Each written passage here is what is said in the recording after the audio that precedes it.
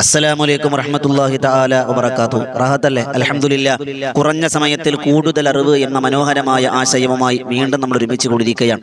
ഖൽബ് നിറച്ച് ദുആ ചെയ്യുന്നവർ, മറ്റുള്ളവരിലേക്ക് എത്തിച്ചു കൊടുക്കുന്നവർ, ഇതിനുവേണ്ടി പരിശ്രമിക്കുന്നവർ എല്ലാവർക്കും എല്ലാവിധ ഖൈറും ബറക്കത്തുമുള്ള പ്രധാനിക്കുമാറാകട്ടെ. ഒരുപാട് ആളുകൾ നമ്മളോട് ദുആ കൊണ്ട് വസിയത്ത് ചെയ്തിട്ടുണ്ട്. എല്ലാവർക്കും എല്ലാവിധ ഖൈറും ബറക്കത്തും ഉള്ള പ്രധാനിക്കുമാറാകട്ടെ. പരിശുദ്ധവും പരിപാവനവുമായ ഒരു മുഹറമിന്റെ സുന്ദരമായ പ്രഭാതത്തിൽ കുറഞ്ഞ സമയത്തിൽ കൂടുതൽ അറിവ് എന്ന മനോഹരമായ ആശയവുമായി വീണ്ടും നമ്മൾ ഒരുമിച്ച് കൂടിയിരിക്കുകയാണ് അല്ലേ? അൽഹംദുലില്ലാഹ്. ഈ പുതുവർഷത്തെ അതിനെ ആദരിക്കേണ്ട രീതിയിൽ ആദരിക്കുന്നവരുടെ കൂട്ടത്തിൽ അള്ളാഹു നമ്മെല്ലാവരെയും ഉൾപ്പെടുത്തി അനുഗ്രഹിക്കുമാറാകട്ടെ. ഇന്ന് നമ്മൾ പഠിക്കുന്ന ഓരോ ദിവസങ്ങളും വ്യത്യസ്തങ്ങളായ അറിവഴകുകളുടെ നിലാമഴകിലൂടെയാണ് ഈ വോയിസ് ഓഫ് ഷഫീഖ് ബദരി എന്ന മജ്ലിസ് മുന്നോട്ട് പോയിക്കൊണ്ടിരിക്കുന്നത്. അൽഹംദുലില്ലാഹ്, അല്ലാഹ് കബൂലാക്കട്ടെ. ഇന്ന് നമ്മൾ പഠിക്കുന്നത് ഒരു മനുഷ്യനെ സംബന്ധിച്ചിടത്തോളം, വിശ്വാസിയെ സംബന്ധിച്ചിടത്തോളം അദ്ദുആഉ സിലാഹുൽ മുഅ്മിൻ, പ്രാർത്ഥന ഒരു വിശ്വാസികളുടെ ഏറ്റവും വലിയ വജ്രായുധമാണ്, പിടിവള്ളിയാണ്. ആര് തള്ളിപ്പറഞ്ഞാലും, ആര് കുറ്റപ്പെടുത്തിയാലും, ആര് പരിഹസിച്ചാലും റബ്ബിലേക്ക് നമുക്ക് സങ്കടങ്ങളും നൊമ്പരങ്ങളും പറയാൻ കഴിയുന്ന ഏറ്റവും വലിയൊരു മാധ്യമം അതെന്താണ്? അത് ദുആയാണ്. പലപ്പോഴും നമ്മൾ ദുആ ചെയ്യുമ്പോൾ പലപ്പോഴും നമുക്ക് കരച്ചിൽ വരാറുണ്ട്. ചില ആൾക്ക് കരച്ചിൽ വരൂല, ചിലർക്ക് സങ്കടം വരും, ചിലര് കടമ തീർക്കാൻ വേണ്ടി മാത്രം ദുആ ചെയ്യും. ഇന്ന് നമ്മൾ പഠിക്കുന്നത് ദുആ ചെയ്യുമ്പോൾ കരയുന്നവർക്ക് 10 സ്വഭാവങ്ങളുണ്ടെന്നാണ്. 10 രഹസ്യങ്ങളുണ്ട്. ദുആ ചെയ്യുമ്പോൾ അറിയാതെ കരയും. നമ്മൾ വിചാരിക്കും ഓൻ അഭിനയിക്കണം. അല്ല, ദുആ ചെയ്യുമ്പോൾ കരഞ്ഞു പോകുന്ന, അറിയാതെ കണ്ണുനീര് വരുന്നവർക്ക് 10 ഗുണങ്ങളുണ്ട്. ദുആ ചെയ്യുമ്പോൾ കരയാത്തവരാണെങ്കിൽ ഈ 10 ഗുണങ്ങൾ നമ്മളിൽ ഇല്ല എന്നാണ് നമ്മൾ മനസ്സിലാക്കാനുള്ളത്. അള്ളാഹു മനസ്സിലാക്കാൻ ഭാഗ്യം തരട്ടെ. കുറഞ്ഞ സമയം കൊണ്ട് വേഗം നമുക്ക് മനസ്സിലാക്കാം. അള്ളാഹ് കബൂലാക്കട്ടെ. ഒന്നാമത്തത് മഹാരഥന്മാർ രേഖപ്പെടുത്തുന്നു, താൻ ചെയ്തു പോയ പാപങ്ങളെ പറ്റി ബോധമുള്ളവൻ. താൻ ചെയ്തു പോയ പാപങ്ങളെ പറ്റി വലിയ ബോധം അവനുള്ളത് കൊണ്ടാണ് അവൻ കരയുന്നത്. ചെയ്തു പോയ തെറ്റുകൾ എന്തെന്ന് അവനറിയാം. അത് റബ്ബിന്റെ ദർബാറിലേക്ക് ഇങ്ങനെ ഏറ്റു പറയുമ്പോൾ ഉള്ളു പൊട്ടി മനസ്സറിഞ്ഞ്, ഖുർആൻ പറഞ്ഞതുപോലെ തൂബു ഇലല്ലാഹി തൗബത്തൻ നസൂഹ, മനസ്സറിഞ്ഞവൻ അങ്ങനെ പറയുമ്പോൾ തൗബയുടെ ഗണത്തിൽ പെടുന്നതാണ്.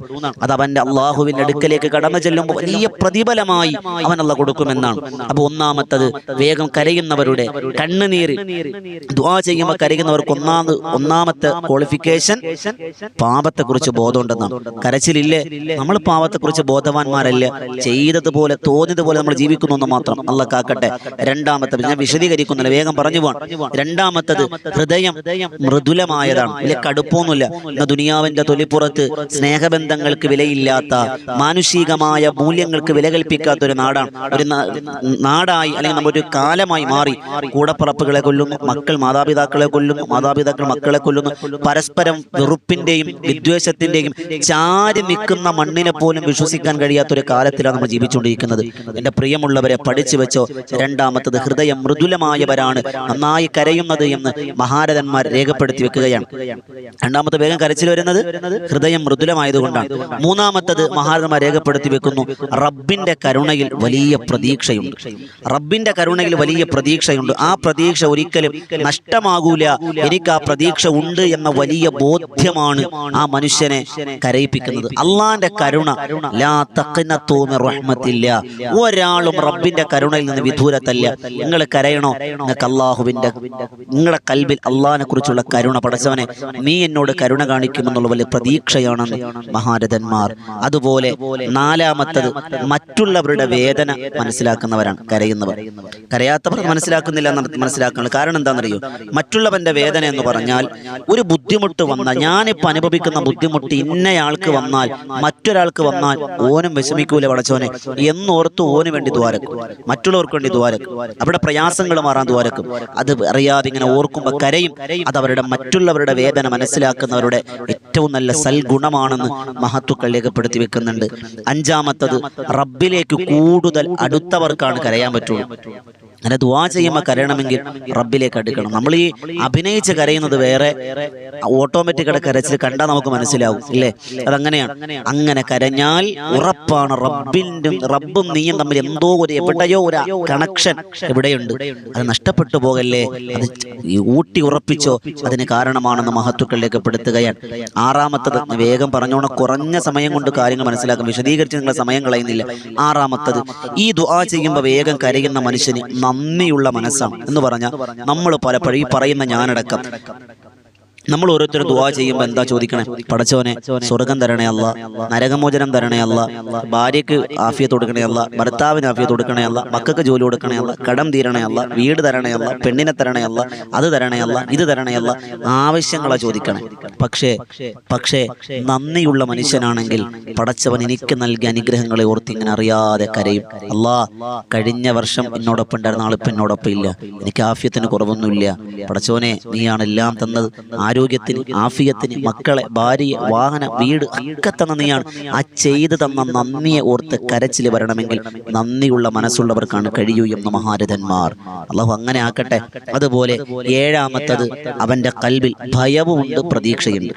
ഭയമുണ്ട്, പടച്ചോനെ എന്റെ ദുആ റബ്ബ് സ്വീകരിക്കുമല്ല എന്നൊരു ഭയം. എന്നെ നരകത്തിലാണോ വലിച്ചെറിയ ഒരു ഭയം, നല്ല മരണമുണ്ടോ ഭയം, പ്രതീക്ഷ ഇല്ല എന്റെ റബ്ബ് എന്നെ കൈവിടൂല, ആര് കൈവിട്ടാലും എന്റെ റബ്ബ് എന്നെ കൈവിടൂല എന്നൊരു വലിയ പ്രതീക്ഷ അവനുണ്ട്.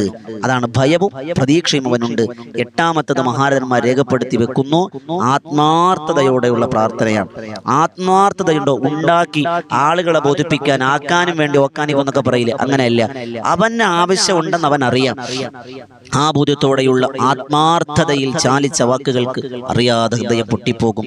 അതുകൊണ്ടാണ് ഒൻപതാമത്തത്, കരയുന്നവരാണോ നിങ്ങളുടെ പാപം പൊറുത്തു എന്ന് ഉറപ്പിച്ചോ എന്ന് നബിയുനാ റസൂലുള്ളാഹി.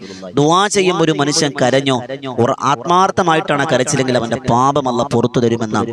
പത്താമത്തത് പറഞ്ഞു, അവന്റെ ദുആ അല്ലാഹ് സ്വീകരിക്കുമെന്ന് നബിയുനാ റസൂലുള്ളാഹി. ദുആ ചെയ്യുമ്പോൾ അറിയാതെ കണ്ണിങ്ങനെ നിറഞ്ഞൊഴുകുന്നത് അതവന്റെ ദുആ സ്വീകരിച്ചതിന്റെ അടയാളമാണ് എന്ന് ആരംഭപ്പൂവായ നബിയുനാ റസൂലുള്ളാഹി സ്വല്ലല്ലാഹു അലൈഹി വസല്ലം. പ്രിയമുള്ളവരെ, ഈ 10 കാര്യങ്ങൾ നമ്മുടെ കൽബിലുള്ളത് കൊണ്ടാണ്, ഒരാളുടെ കൽബിലുള്ളത് കൊണ്ടാണ് ദുആ ചെയ്യുമ്പോൾ അവൻ കരയുന്നത്. അല്ലാതെ അഭിനയിച്ച് കരയിൽ നമ്മൾ കണ്ടാൽ തിരിച്ചറിയുമല്ലോ. ആത്മാർത്ഥമായി കരയുമ്പോൾ ഈ 10 ഗുണം അവന്റെ കൽബിലുണ്ട്. ഇനി കരച്ചിൽ വരണില്ല ഉസ്താദെ, കരച്ചിൽ വരണില്ലല്ലോ. ഈ 10 ഗുണത്തിൽ നമ്മൾ പരാജയപ്പെട്ട് നിൽക്കാണ്. ഈ 10 ഗുണങ്ങൾ നമ്മൾ ഉണ്ടാക്കിയെടുത്താൽ ഉറപ്പായി നമ്മൾ കരയും. ദുആ ചെയ്യുമ്പോൾ കരയിലാണല്ലോ വേണ്ടത്. കണ്ണുനീരോടെ, നിറകണ്ണുകളോടെ നാഥനിലേക്ക് നമ്മൾ അടുക്കുമ്പോഴാണ് റബ്ബിന്റെ ഒരു സഹായം നമുക്ക് ഉണ്ടാവുക. നമുക്കിങ്ങനെ നീ തരണം, നീ തരണം, നീ തരണം എന്ന് ചോദിച്ചിട്ട് കാര്യമില്ല. വിനയത്തോടെ, വിധേയത്തോടെ റബ്ബിലേക്ക് അടുക്കാൻ കഴിയുന്നവരാവുക. അങ്ങനെ പ്രാർത്ഥനയിലൂടെയാണ് നമുക്ക് അല്ലാഹുവിലേക്ക് നേടിയെടുക്കാൻ കഴിയും. നമ്മൾ അല്ലാഹുവിലേക്ക് നന്ദിയുള്ളവരാകണം. ലൈൻ ശക്കറുത്തും, നിങ്ങൾ നന്ദിയുള്ളവരാകും. ലസീദന്നക്കും, ഞാൻ തരാടോ, ഞാൻ തരാം. നിങ്ങൾക്ക് ചെയ്തു തന്ന അനുഗ്രഹങ്ങൾ എന്തൊക്കെയുണ്ടോ നന്ദിയുണ്ട് എങ്കിൽ അതൊരിക്കലും നിങ്ങളെ വിട്ടു പോകൂല, നഷ്ടപ്പെട്ടു പോകൂല എന്ന് പരിശുദ്ധമായ ഖുർആൻ. അങ്ങനെയാണ് നമ്മൾ ചെയ്യേണ്ടത്. നന്ദിയുള്ളവരാകണം, റബ്ബിലേക്ക് കൂടുതൽ അടുക്കാൻ കഴിയുന്നവരാവുക. ഇത് പറയുമ്പോൾ ചില ആളുകൾ ചിന്തിക്കും, ഉസ്താദെ ഞാൻ കരയുന്നുണ്ട്, പക്ഷെ ഇതൊന്നും എൻ്റെ കൽബിലുണ്ടോ, അതുള്ളത് കൊണ്ടാണ്. മറ്റു ചില ആളുകളുണ്ട്, ഉസ്താദെ എനിക്ക് കരച്ചിലൊന്നും വരണില്ല, പക്ഷെ എനിക്ക് ഇതൊക്കെ എൻ്റെ മനസ്സിലുണ്ട്, എന്നിട്ട് ഞാൻ എന്താ കരയാത്തത്. അത് അല്ലാഹു റബ്ബ് സുബ്ഹാനഹു വ തആല ചില കൽബുകൾക്ക് കൊടുക്കുന്ന വലിയൊരു ബറക്കത്താണ്. അങ്ങനെ അതിന് നമ്മൾ പരിശ്രമിക്കുക. അതുകൊണ്ടാണ് സയ്യിദുനാ ഉമർ റളിയല്ലാഹു അൻഹു പറഞ്ഞു, ദുആ ചെയ്യുമ്പോൾ കരച്ചിൽ വരണില്ലേ, നീയൊന്ന് ഉണ്ടാക്കി കരയി, അഭിനയിച്ച് കരയി. ആ കരച്ചില്, കണ്ണുനീരിങ്ങനെ കരഞ്ഞ് കരഞ്ഞത് ഓട്ടോമാറ്റിക് ആയിട്ടുള്ള കരച്ചിലായി മാറും എന്ന് മഹാനായ സയ്യിദുനാ ഉമർ ബിൻ ഖത്താബ് റളിയല്ലാഹു അൻഹു. അല്ലാഹു റബ്ബ് സുബ്ഹാനഹു വ തആല ഈ ഗണത്തിൽപ്പെടാൻ, ഈ കരയുന്ന കൽബുകളാകാൻ, കരയുന്ന കണ്ണുകളാകാൻ അല്ലാഹു നമുക്ക് ഭാഗ്യം അനുഗ്രഹിക്കുമാറാകട്ടെ. കരയുന്ന കണ്ണുകൾക്ക് നരകമില്ലെന്നാണ്, ഖബറിൽ അദാബില്ലെന്നാണ്, നരകത്തിന്റെ തീയനെ കെടുത്തുമെന്ന് നബിയുനാ റസൂലുള്ളാഹി സ്വല്ലല്ലാഹു അലൈഹി വസല്ലം. അല്ലാഹ് കബൂലാകട്ടെ. കുറഞ്ഞ സമയത്തിൽ കൂടുതൽ കാര്യങ്ങൾ ഞാൻ അവസാനിപ്പിക്കുകയാണ്. ഇതുപോലെയുള്ള കുറഞ്ഞ സമയത്ത് കൂടുതൽ കാര്യങ്ങൾ പഠിക്കാൻ നിങ്ങൾ ഈ വോയിസ് ഓഫ് ഷഫീഖ് ബദരി എന്ന ചാനൽ സബ്സ്ക്രൈബ് ചെയ്യുക. ഇൻഷാ അല്ലാഹ് ഒരുപാട് ആളുകൾ കമന്റിലൂടെ ദുആ വസിയത്ത് അറിയിക്കുന്നുണ്ട്. എല്ലാവർക്കും എല്ലാവിധ ഖൈറും ബറക്കത്തും അല്ലാഹ് പ്രധാനിക്കുമാറാകട്ടെ. ഇൻഷാ അല്ലാഹ് പുതിയ ഒരു അറിവുമായി വീണ്ടും കണ്ടുമുട്ടാം. അതോടൊപ്പം തന്നെ നമ്മുടെ മറ്റൊരു ചാനലാണ് ബദറിൻ തീരം എന്ന ചാനൽ. എല്ലാ ദിവസവും ഉച്ചയ്ക്ക് 1 മണിക്ക് 1:30 മണിയോടുകൂടി അൽഹംദുലില്ലാഹ് മഹാന്മാരുടെ ചരിത്രങ്ങൾ ചുരുങ്ങിയ രൂപത്തിൽ മനസ്സിലാക്കുകയും രാത്രി 9 മണിക്ക് അസ്മാഉൽ ഹുസ്നയും അസ്മാഉൽ ബദറും തിബ്ബു സലാത്തൊക്കെ ചൊല്ലുന്ന ആയിരങ്ങൾ പ്രാർത്ഥനയ്ക്ക് ആമീൻ പിടിക്കുന്ന ഒരു പ്രാർത്ഥന സദസ്സൊക്കെയുണ്ട്. ബദറും തീരം എന്നാണ് പേര്. അതും നിങ്ങൾ സബ്സ്ക്രൈബ് ചെയ്യുക. അല്ലാഹ് കബൂലാക്കട്ടെ. ദുആ വസിയത്തോടെ ഉളക്ക ദ്വാരക്കണം. അസ്സലാമു അലൈക്കും വറഹ്മത്തുള്ളാഹി തആല വബറകാതുഹു.